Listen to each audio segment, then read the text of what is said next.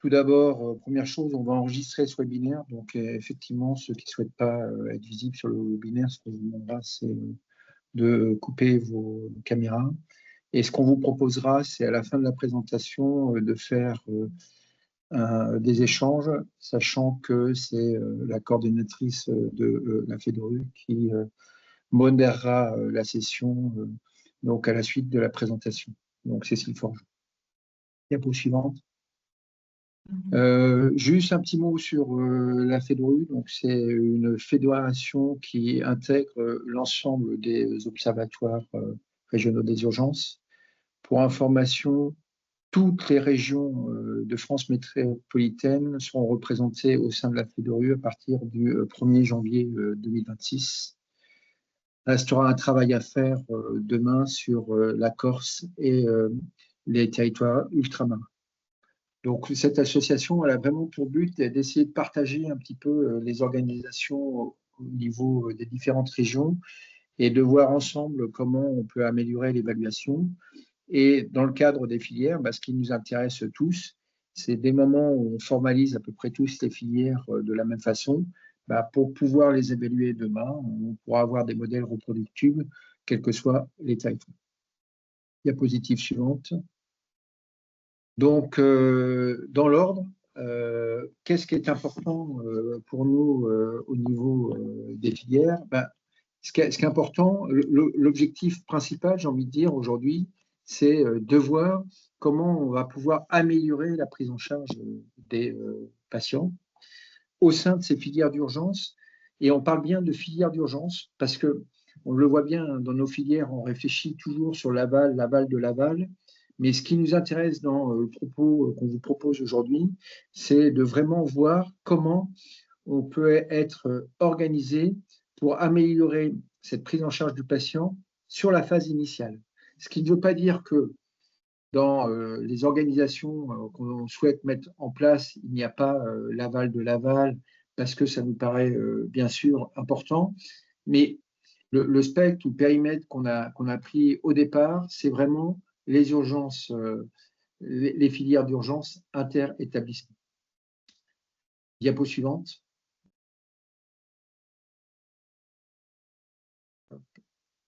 Alors, pour pouvoir améliorer la qualité de la prise en charge des patients au sein des filières, il nous fallait un plan d'action.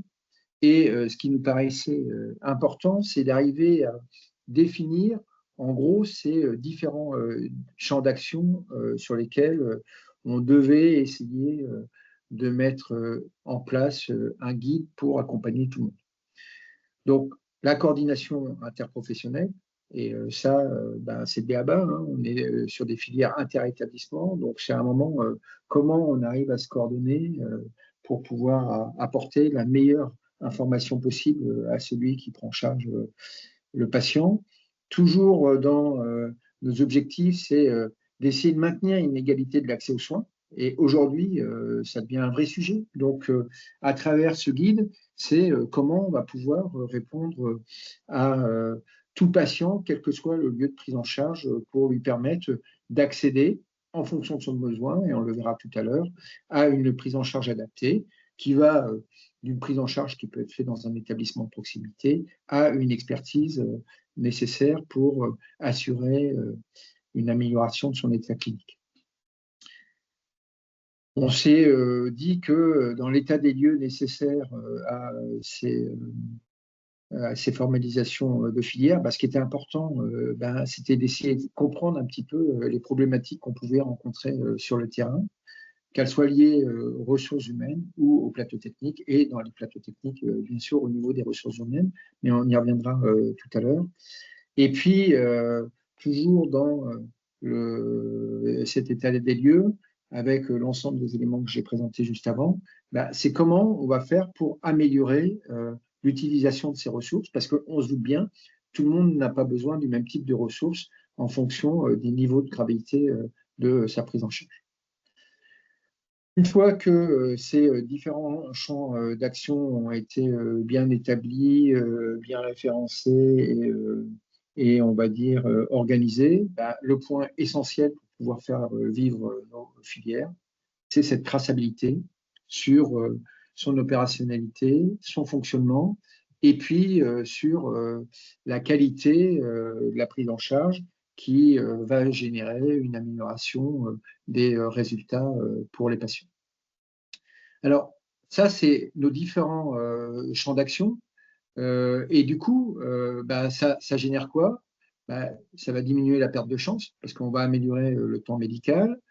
On va dire, orienter vers l'expertise que les patients qui ont besoin de cette expertise.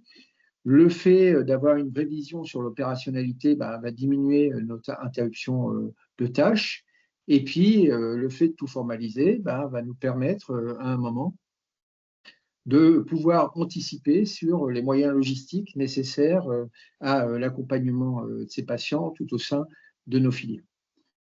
Les autres points qui sont importants pour nous, c'est l'anticipation des situations de tension. C'est-à-dire qu'au lieu de se dire, ça y est, là, aujourd'hui, on est dans la masse, non, c'est de dire, on est en situation de tension, très bien. On a probablement des solutions alternatives. On les a écrites, on les a réfléchis tous ensemble. Et le fait de les avoir prévus va nous permettre de mieux répondre aux besoins du patient. Et puis, le dernier point qui est important, c'est comment on va accompagner les professionnels du terrain sur le sujet pour justement les amener à l'expertise nécessaire en fonction du niveau d'établissement dans lequel ils sont. Diapo suivante. Donc là, on a vraiment posé les choses avec le périmètre de nos actions. Et donc, une fois qu'on a posé l'ensemble on va dire, de ses souhaits, le travail à faire, il a été beaucoup plus facile à déterminer en disant il va falloir qu'on soit capable de faire un distinguo entre qu'est-ce qu'une filière vitale et une filière fonctionnelle, j'en parlais juste après, comment on va catégoriser les établissements au sein de la filière d'urgence pour prendre en charge nos patients, quels sont les patients qui sont éligibles, parce qu'on se doute bien, tout patient n'est pas obligatoirement éligible au même type d'établissement.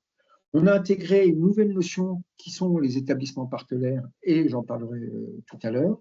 Et puis, ce que je viens de dire, ce qui nous paraît important, c'est d'avoir un mode nominal. Ça marche comme ça doit marcher, on est en mode nominal. Et puis, une description des modes dégradés. Une fois qu'on a fait ces 5 points, on est en capacité d'écrire nos logigrammes de prise en charge, nos procédures et nos protocoles. Et là, on parle du point qui nous paraît central dans justement cette formalisation des filières, c'est que l'objectif, il est bien là. C'est de poser un moment sur le papier qui fait quoi dans la prise en charge pour vraiment améliorer nos prises en charge des patients. Une fois que tous ces éléments auront été bien établis, je vous montrerai. On a déjà réfléchi à ce que pourrait être une application numérique avec les outils qui existent déjà aujourd'hui au niveau de nos établissements. Et puis enfin, un point essentiel, c'est qu'on ne peut pas arriver à faire tout ça tout seul. Il faut une comitologie. Il faut probablement une simplification de cette comitologie avec un comité de filière d'urgence régionale et des commissions filières en fonction des différentes filières à mettre en place. Diapositive suivante. Alors, on va rentrer dans cette fameuse structuration des filières.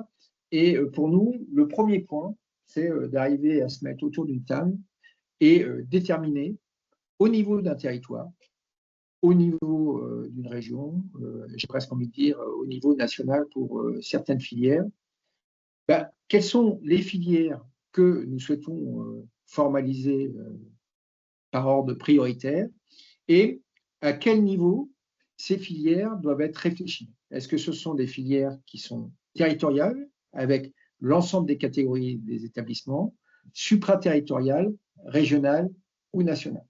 Et ça, ce travail, on doit le faire aussi bien à l'échelon territorial que supraterritorial, que régional, voire national. Pour savoir comment prioriser, on a deux axes de travail. Le premier qui est sur l'évaluation qualitative, c'est-à-dire qu'à un moment, ce qu'on sait, c'est qu'il y a eu des progrès techniques ou scientifiques sur un type de prise en charge.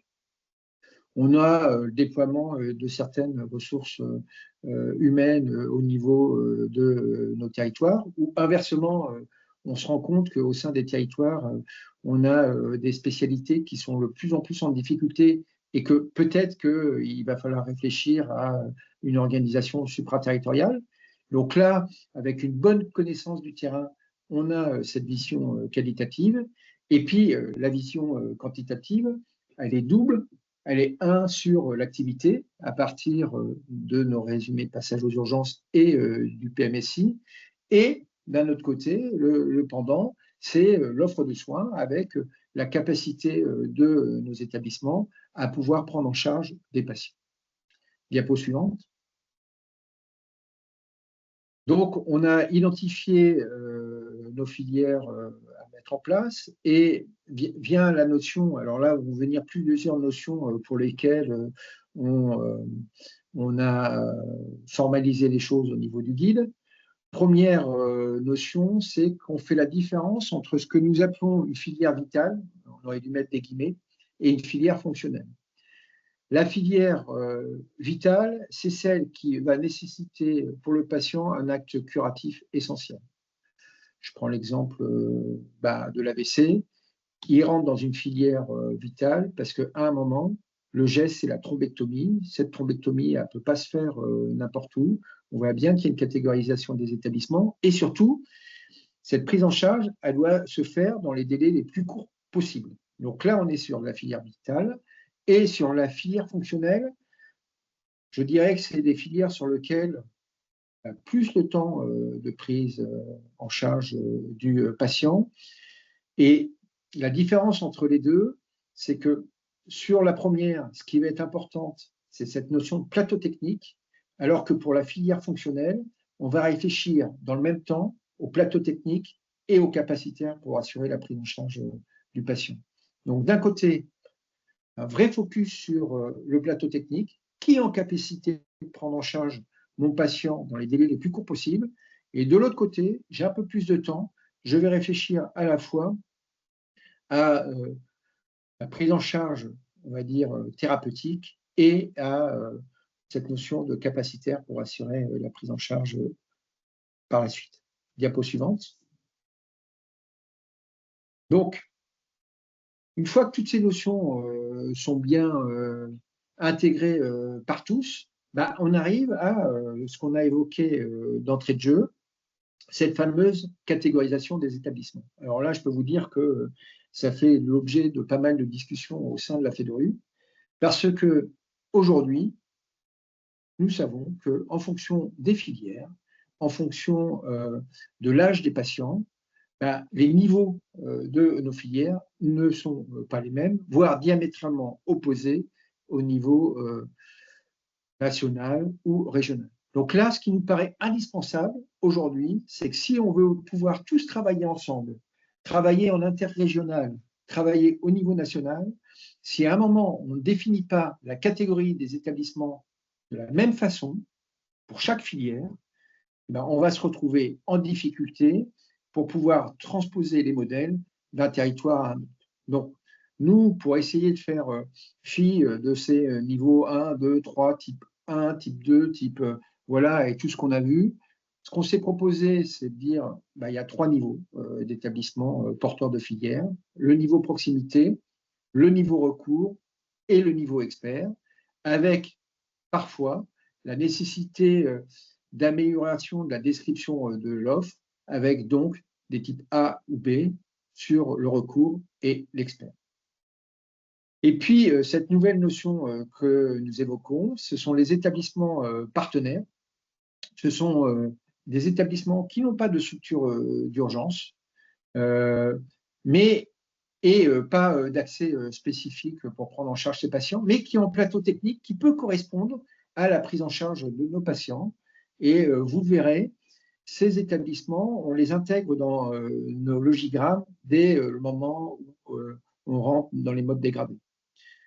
Sur les établissements porteurs, pour pouvoir faire partie d'une filière, en plus d'avoir un plateau technique permettant au moins une prise en charge de base du patient, ce qu'on demande, c'est qu'ils aient ou un service d'urgence ou un service avec un accueil spécialisé pour les patients relevant de cette filière. Ce qui veut dire par là que pour pouvoir faire partie d'une filière d'urgence, on n'est pas obligé d'avoir une structure d'urgence, mais à ce moment-là, on a un point d'accueil qui est bien identifié pour prendre en charge le patient. Tous ces établissements qui ont un plateau technique adapté vont à ce moment-là pouvoir intégrer la filière. Et comme je vous l'ai dit, l'établissement partenaire n'a pas obligatoirement ces 2 points d'entrée dans l'établissement, mais il a le plateau technique et il pourra intervenir à un moment dans la prise en charge des patients de la filière. Diapo suivante.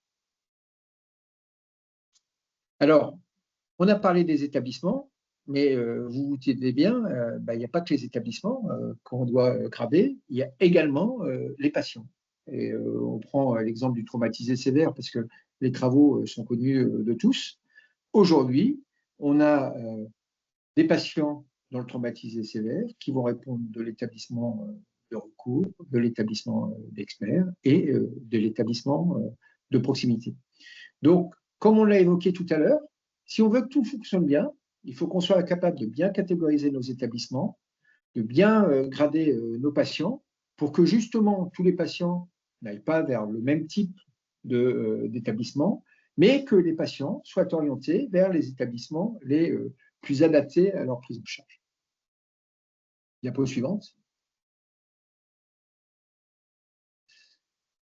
Alors, vous l'avez vu tout à l'heure, de la diapo, il avait été écrit fiche filière. La fiche filière, elle correspond à quoi? La fiche filière, c'est simple. C'est la traduction de ce qu'on vient de dire qui va nous permettre la catégorisation des établissements et la gradation des patients. Aujourd'hui, ce que l'on sait, c'est que nous avons un outil qui nous permet de décrire l'offre de soins. Cet outil, il intègre quoi? Il intègre les lieux d'accueil, les plateaux techniques, les unités spécialisées, les spécialistes, les unités MCO, les moyens de communication et même les formations qui peuvent être dispensées.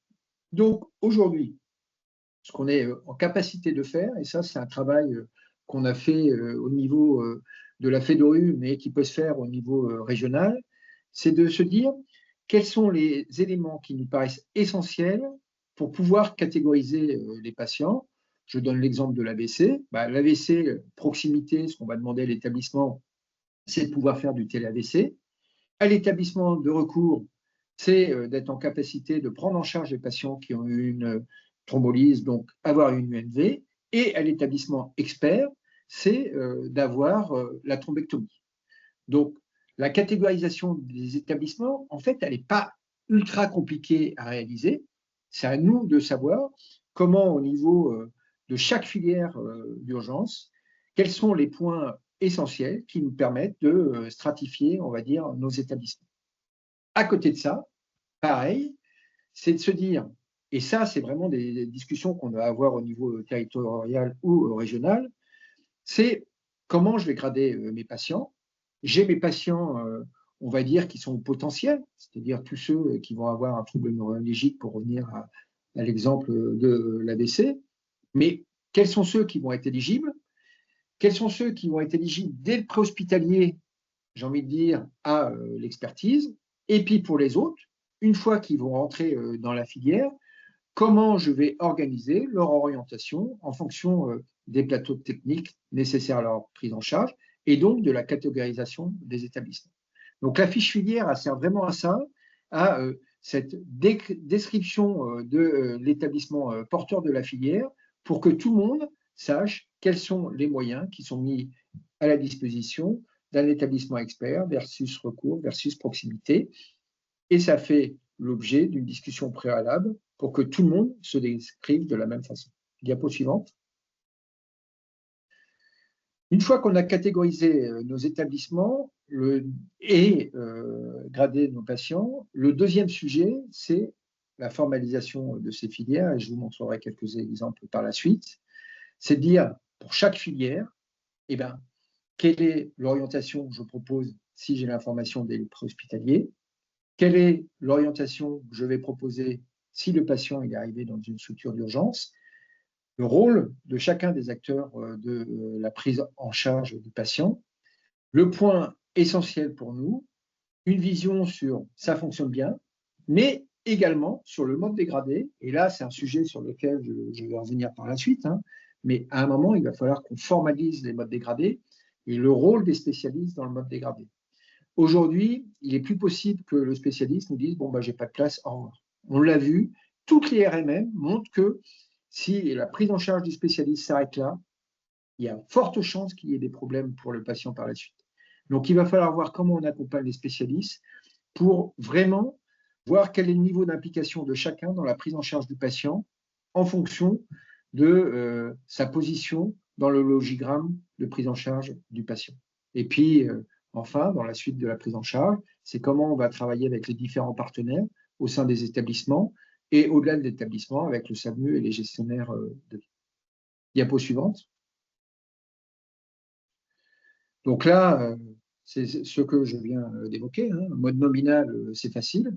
Bah, mode dégradé, bah, à ce moment-là, quelle va être la solution de rechange que l'ensemble des partenaires ont formalisé pour que la question ne se pose pas au moment où on prend en charge le patient, parce que autant vous dire que là, la réponse, elle est ubuesque, c'est-à-dire que c'est une perte de temps, et c'est ce qu'on disait dans le propos introductif, on n'est pas là pour perdre du temps, on est là pour améliorer la prise en charge du patient. Donc, apprendre à formaliser ces modes dégradés avec deux niveaux. Un niveau qui correspond à l'alerte, j'ai plus mon IRM qui fonctionne, mais je peux faire un scan de diffusion pour la prise en charge des AVC, mais je vais être en difficulté. J'ai plus de place dans mon UNV, ça ne veut pas dire que je ne vais pas pouvoir prendre en charge un patient parce que je suis capable, par effet domino, d'arriver à me faire une place, mais je vous alerte que ça va être difficile. Ou bien une rupture de filière, eh ben, je ne suis plus du tout en capacité de prendre en charge un patient pour le niveau ou la catégorie de mon établissement. Par exemple, je dois faire de la thrombectomie. Ma table de thrombectomie est en maintenance. C'est une rupture de filière au niveau de mon établissement et je signale à tout le monde que je ne serai plus en capacité de prendre en charge des patients pour mon niveau d'expertise au niveau de cette filière. Donc ces deux notions, elles sont importantes parce qu'en fonction de ces notions, une fois de plus, il y a une réflexion sur les modes dégradés. Diapo suivante. Alors, on a vraiment évoqué en gros comment on voyait la formalisation de la filière. Maintenant, ce qu'on voit, c'est pour pouvoir mettre tout ça en musique, il faut un certain nombre d'acteurs, et on verra un peu comment on veut les coordonner après.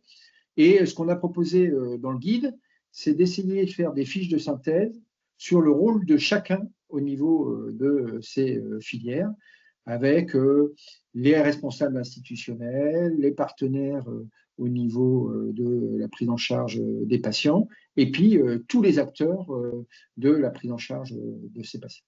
Diapo suivante.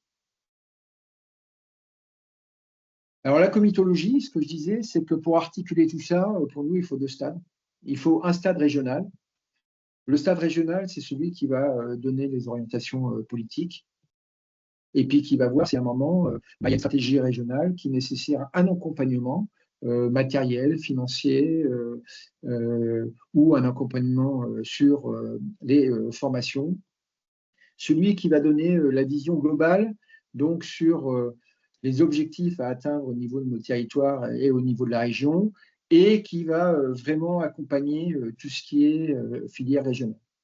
Et puis, nos commissions filières, la commission filière, c'est plus nos professionnels qui vont avoir la main dans le cambouis et qui vont mettre en place l'ensemble des logigrammes, protocoles et procédures afin de formaliser au mieux la prise en charge du patient pour permettre à tout professionnel de suivre plus ou moins une organisation pour assurer la prise en charge au sein de la filière d'urgence. Diapo suivante. Donc, on le voit bien, ce n'est pas tout à fait les mêmes personnes qui vont être à ces deux niveaux de prise ou de réflexion et de formalisation de nos filières. D'un côté, on va être plus sur de l'institutionnel mais avec des représentants des médecins urgentistes et spécialistes. Et puis, ce que j'évoquais, hein, les différents partenaires qui peuvent apporter sur la formalisation des filières.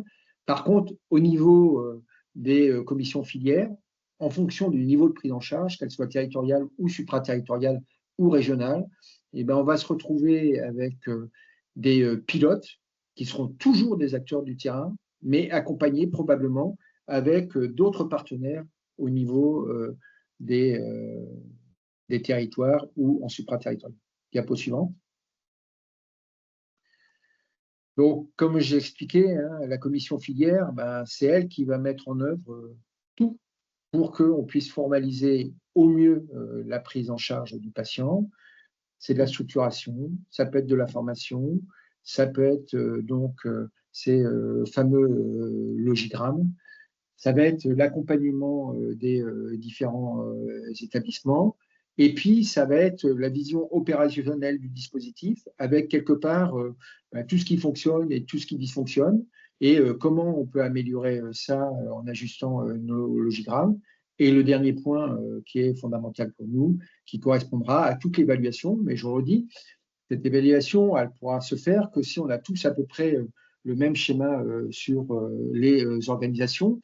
Et là, ce qui nous paraît hyper important dans l'évaluation, c'est que si tout le dispositif que nous avons présenté au préalable, on peut suivre l'opérationnalité de ce dispositif, et bien on sera 10 fois meilleur dans l'évaluation de celui-ci. Diapo suivante. Donc là, j'avais présenté quelques logigrammes que je vous laisserai regarder. Mais en gros, dans ces logigrammes, qu'est-ce qu'on mettait en évidence? Les différents niveaux des établissements avec une gradation des patients qui répond à ces différents niveaux. Et puis, comme vous le voyez, d'un côté, le rôle de l'urgentiste et puis de l'autre côté, le rôle des porteurs du plateau technique et de la prise en charge spécialisée du patient avec qui fait quoi en fonction des différents stades. Ça, c'est un exemple. Nous, on est plutôt porteurs de ce type d'exemple en disant, bah oui, l'urgentiste, dans le cadre de l'AVC, il va s'occuper de toute la prise en charge du patient. Mais dès le moment où il va falloir transférer le patient sur un autre établissement, il faut absolument que nos partenaires spécialisés dans la filière nous accompagnent sur pas le choix, mais en tous les cas, l'orientation et l'aboutissement du patient dans un autre établissement. Et ça, c'est vraiment quelque chose qu'il va falloir que nous travaillions demain, parce que c'est l'une des difficultés que nous avons aujourd'hui. Donc ça, c'était l'exemple de la filière AVC. On peut présenter une autre filière. Là, on est on avait pris l'exemple du col du fémur avec l'avis de l'orthopédiste, de l'urgentiste. Donc, ce que j'ai évoqué tout à l'heure, on s'est retrouvé à certains moments, par exemple, au niveau de ma région, à plus de possibilité de prendre en charge dans un établissement de la filière de patients présentant une fracture du col du fémur. Et c'est là que sont arrivés tous les établissements partenaires. C'est-à-dire que ce qui a été vu avec nos différents partenaires, c'est que c'est des patients qui pouvaient attendre. Et ce qu'on demandait aux spécialistes, c'est à un moment de se mettre d'accord au niveau d'un territoire pour voir quels étaient les établissements partenaires qui seraient prêts à prendre en charge ce type de patients. Et donc, la réunion s'est faite avec ces partenaires et dans quelles conditions on pouvait organiser les transferts de ces patients dans ces services pour pouvoir assurer une prise en charge dans des délais qui nous paraissaient convenables. Et du coup, ce qui s'est passé, c'est que, en gros, le service d'urgence reçoit le patient. Diapo suivante. On accepte une certaine temporisation au sein de cet établissement pour que l'ensemble de ses partenaires puissent s'organiser pour assurer la prise en charge de ces patients. Et ce qu'on voyait, c'est que suite à la mise en place de cette procédure, dans les 12 à 24 heures, on est en capacité d'assurer une prise en charge du patient, alors que s'il était resté dans son établissement qui avait le niveau le niveau de plateau technique suffisant pour prendre en charge ce patient, il aurait été pris dans des délais de 5 ou 6 jours. Donc on voit bien que la filière, il y a l'organisation nominale, l'organisation dégradée, et le fait de réfléchir à cette organisation dégradée nous permet vraiment d'avoir une réponse optimale pour le patient. Il faut la formaliser pour gagner du temps au moment où on prend en charge le patient. Diapo suivante. Donc là, je ne veux pas rentrer dans les détails, mais aujourd'hui, les données pour pouvoir évaluer les urgences, elles sont nombreuses. On voit, on a le registre opérationnel des urgences, on a le résumé de patient intervention SMUR qui arrive, on a le RPU, on a le PMSU, on est en train de réfléchir au chaînage des données pour avoir un suivi longitudinal de la prise en charge du patient qui nous permettrait de voir comment sont organisés les transferts d'un établissement à un autre. Ce qui nous manque aujourd'hui dans l'outil, c'est d'être en capacité de suivre tout ce qu'on a évoqué tout à l'heure, c'est-à-dire les alertes et les ruptures de filière, parce que vous doutez bien quand on vous explique qu'au niveau de votre établissement, vous avez été mauvais pendant un mois, mais qu'en fait, pendant ce mois-ci, je ne sais pas, votre bloc opératoire a été fermé. Au niveau de l'analyse, ce n'est pas du tout la même chose, sauf qu'aujourd'hui, cette donnée, nous ne l'avons pas. Donc, on travaille vraiment sur le sujet pour pouvoir tracer l'opérationnalité de nos filières demain et le mettre en adéquation avec justement toutes les données que nous avons au niveau de notre structure d'urgence pour essayer d'améliorer l'évaluation de nos filières. Puis après, sur les évaluations, il y a tout ce qui est fiche d'événements indésirables, RMM, CREX, tout ça qui doit être remonté vers les pilotes des filières pour que eux voient comment modifier les logigrammes, les procédures, les protocoles, afin qu'on améliore nos prises en charge des patients. On arrive pratiquement au dernier point, diapo suivante. Donc, notre réflexion aujourd'hui, elle a été au-delà, bien sûr, de la formalisation simple de la filière. Nous, ce que l'on se dit, c'est que avec les outils qui existent, on pourra aller demain sur des outils qui nous remontent l'opérationnalité de la filière en temps réel. Alors, c'est sur le profil contributeur que l'on voit les choses les plus importantes. En gros, ce qu'on demande, c'est au médecin qui prend sa garde d'écrire son nom, bien écrire qu'il est, on va dire, ouvert H24 sur sa filière, et le numéro d'appel de la porte d'entrée de la filière. Alors, pourquoi on a écrit numéro d'appel de la porte d'entrée? Parce qu'on se doute bien, même si l'accès est limité aux acteurs du terrain, que tout le monde ne va pas vouloir mettre son 06. Nous, ce qu'on demande, c'est quel est le numéro qu'ils nous proposent pour pouvoir accéder à leur expertise au moment où ils sont de garde. Et 2 boutons, un pour alerte, un pour rupture, avec 3 mots pour expliquer pourquoi ils sont en alerte et en rupture. Et ça nous permet, nous, acteurs du terrain, et là, je vous propose de regarder le profil utilisateur à gauche.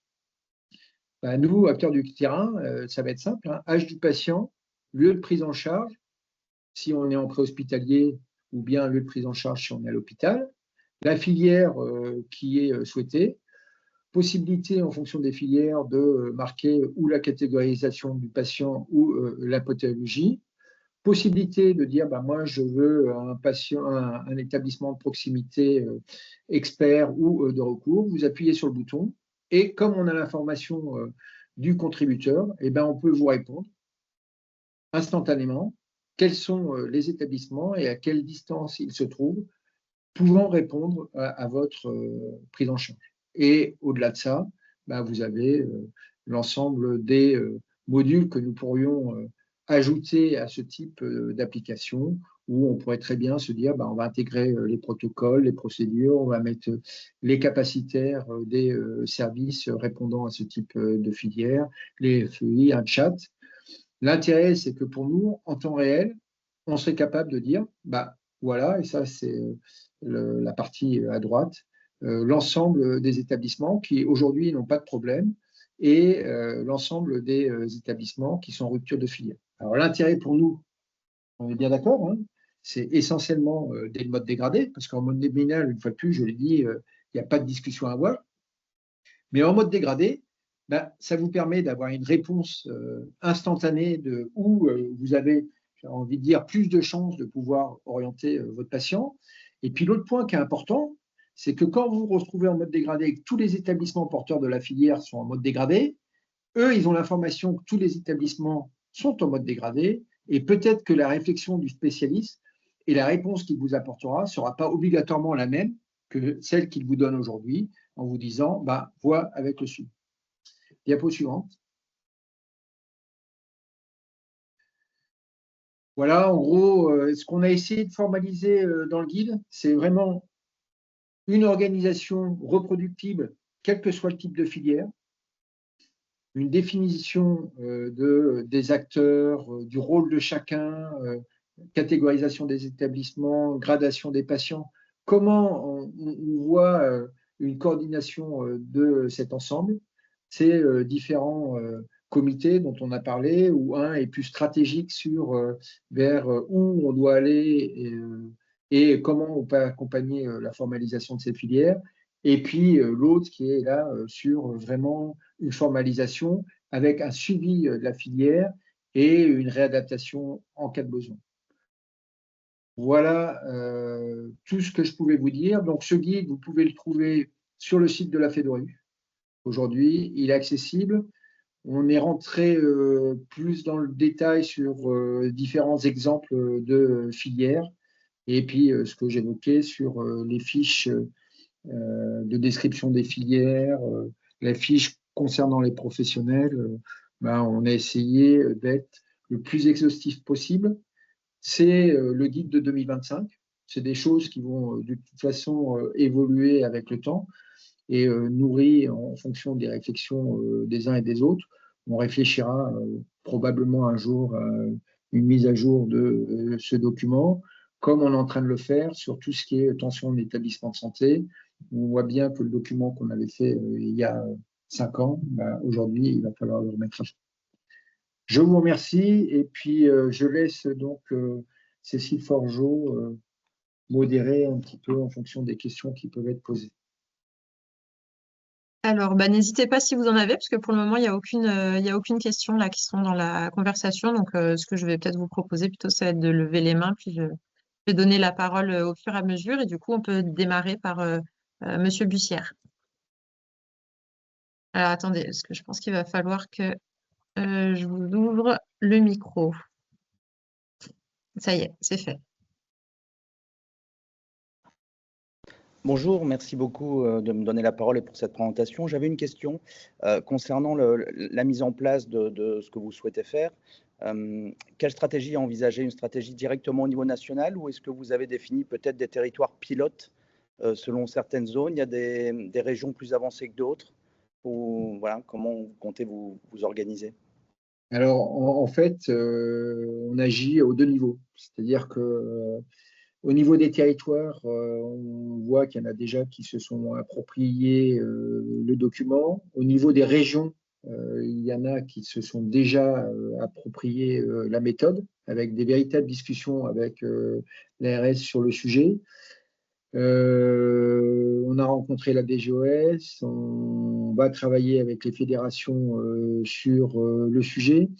Nous, pour vous dire un petit peu les discussions avec l'ARS et la DGOS aujourd'hui, c'était de dire on a un petit problème, c'est cette notion de candidature pour la PDSES. Ce qui nous gêne dans la candidature, c'est que l'établissement répond avec plus ou moins un cahier des charges aux propositions, on va dire, qui vont être faites par l'ARS. Mais il n'y a aucun engagement de l'établissement sur comment il va organiser la filière. Donc, il répond juste à la candidature, terminé. Et les discussions qu'on a au niveau national et au niveau régional, c'est de dire est-ce que dans le SROS, vous ne pouvez pas demander à ce que justement l'organisation des filières soit présentée par les porteurs de la PDSES avec un certain niveau de catégorisation et une réflexion sur le mode dégradé?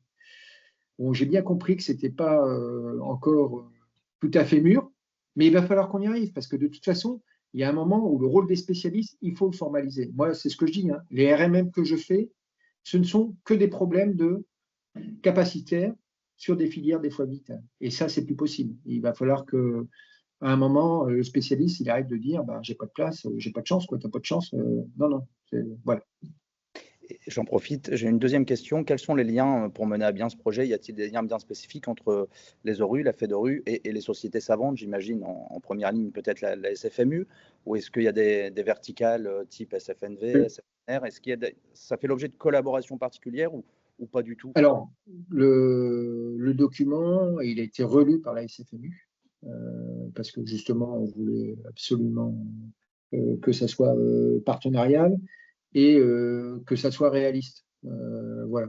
Donc, on l'a vraiment fait comme ça, sachant que dans les groupes de travail que réalise la FEDORU, en général, on ouvre avec les différents partenaires en fonction. Je vois l'exemple du RPIS, là, notre résumé de patient intervention SMU. Eh ben, on a travaillé avec SUDF, on a travaillé avec la SFMU, on a travaillé avec SPF, on a travaillé avec les TIH. On essaye de travailler avec les gens concernés, mais pour le coup, on n'a pas travaillé avec les directeurs d'établissement sur le document, parce que notre sujet était vraiment ça. Et l'autre sujet, c'était est-ce qu'on intègre les spécialistes à un moment dans la discussion? On ne l'a pas fait non plus. Donc voilà, c'est pour ça que là, on essaie de voir avec les fédés. Merci beaucoup, docteur.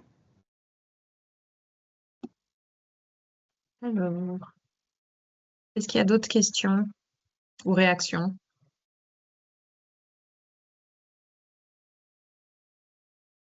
S'il n'y en a pas. En tous les cas, nous, ce qu'on peut dire, c'est qu'on reste ouvert. Le guide, il est fait pour être critiqué. On est bien conscient qu'on ne maîtrise pas tout. Ça a vraiment été un travail, je vous dis, interrégional pour arriver à parler tous de la même chose. Et une fois de plus, les discussions sur la catégorisation des établissements, ça nous a pris un peu de temps. Sur cette notion d'établissement partenaire, on ne l'avait pas vu arriver au départ. Et puis l'autre chose qu'on a intégrée, sur lequel non plus on n'avait peut-être pas, on n'était pas encore trop sur le sujet, c'est sur la place que peuvent avoir les bed managers dans ces organisations-là. Parce que comme on l'a dit, il y a deux sujets. Le sujet sur le plateau technique, donc là, ça doit être vu entre spécialistes. Mais le sujet sur les capacitaires, une fois de plus, le regard des différents acteurs partenaires sur le sujet est une véritable plus-value. Et les bed managers, dans le cas présent, ils nous ont dit, mais attends, nous, on commence à s'organiser entre établissements, on peut peut-être faire des choses, vous aurez toujours un travail médical à faire, mais si on n'a pas tiré de place, peut-être que nous, on peut faire également un travail. Et du coup, on a vu sur certaines filières plus fonctionnelles, des choses arriver, comme ce que je vous ai montré tout à l'heure lors de la présentation. Monsieur Bussière, allez-y. J'en profite, je suis désolé. Quid des éventuelles collaborations ou partenariats avec des industriels? Je ne suis pas là pour prêcher pour ma paroisse, on est une start-up qui essaie justement d'améliorer la prise en charge de l'AVC en transmettant en temps réel l'heure d'arrivée de la victime. Est-ce que c'est quelque chose qui est à l'ordre du jour ou qui peut être intéressant pour la FEDORU dans la mise en place de votre projet ou pas? Alors, c'est un vrai sujet, parce que l'application filière, en fait, on la travaille depuis 4-5 ans. J'imagine.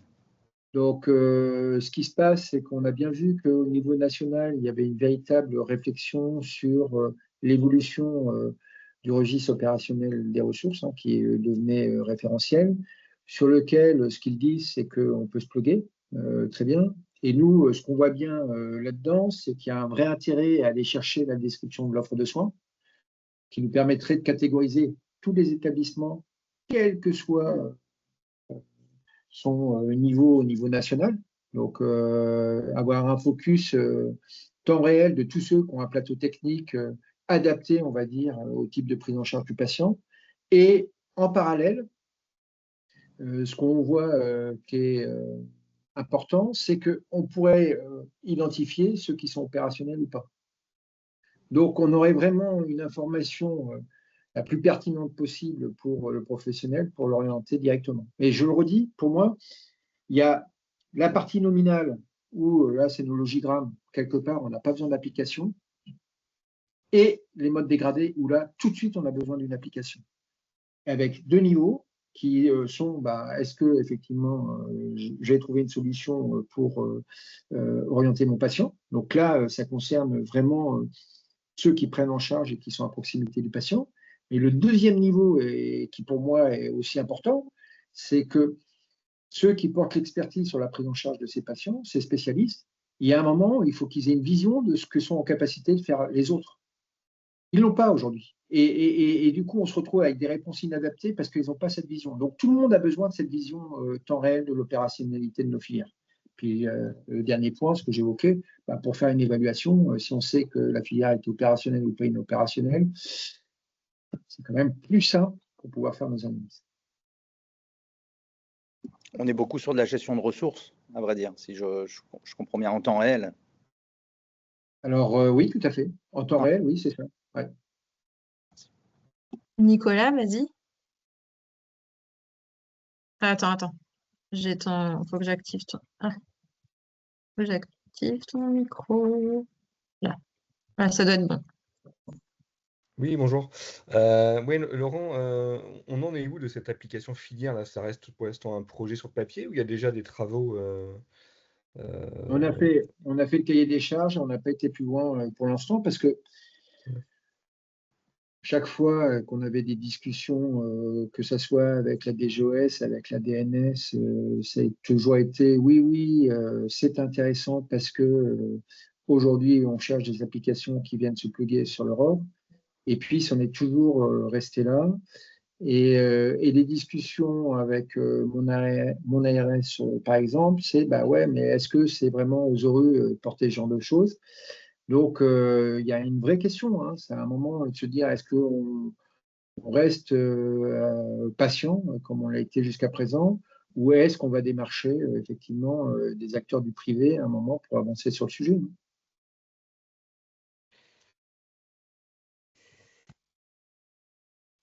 On a encore quelques minutes s'il y a d'autres questions.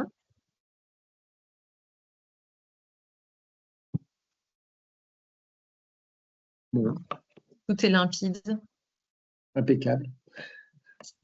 Peut-être, Laurent, qu'on peut peut-être rajouter que si jamais il y avait des initiatives territoriales ou d'établissements qui souhaitaient peut-être avoir plus d'informations ou si vous souhaitez sensibiliser au guide éventuellement dans le cadre de la FEDORU, on peut aussi se rendre disponible. L'objectif, c'est de poursuivre cette sensibilisation. Donc, je pense qu'on peut aussi continuer à se rendre disponible pour accompagner, sous ton contrôle. Mais, non, mais c'est.